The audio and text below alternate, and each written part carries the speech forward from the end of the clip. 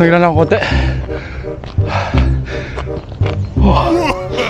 Layo. Ano natin. You we come from there. Doon tayo. Nag-umpisa. We start from there. And then we're gonna run little more further. Okay, let's continue.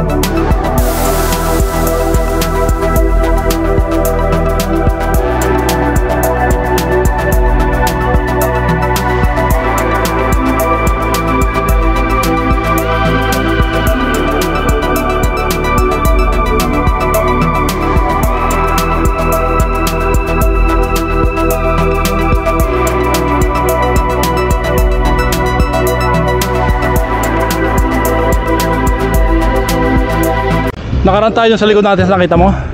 Ganun kahaba ang isang na-run ko. Pero ngayon, mag-run tayo this way. May malawit na konting path doon. Doon tayo punta. Doon tayo dito.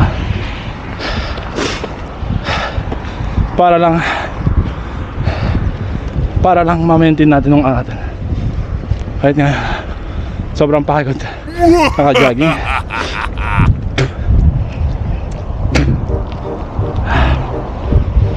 Ito yung soccer field ng ng place namin dito.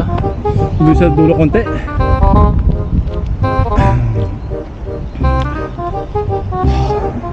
Now, pauwi na tayo. Naka-jogging na tayo ng at least ng 1 hour. I'm very sweating in my back of my t-shirt and my training suit. And it's very slippery here. Slippery. So, ayan ng pag-uwi natin dito. Oh, good God, you know, I hope this uy, dulas dito. I hope this pandemic will be end soon. And I'm very tired of this pandemic. And of course everyone want it to end, pero ano, pray na lang na matapos na lang to nung ano natin, pandemic natin, para makagawa din tayo ng gusto natin sa buhay. Ayan. So going here. Oh my god. Nung ano sa akin, nung sun sa akin, kaya ano, very good for the camera and very good for the video, na nung sun is with you and not against you. So ito nung paligid ng ano nilaran ko. So nakita niyo doon sa dulo, doon ako.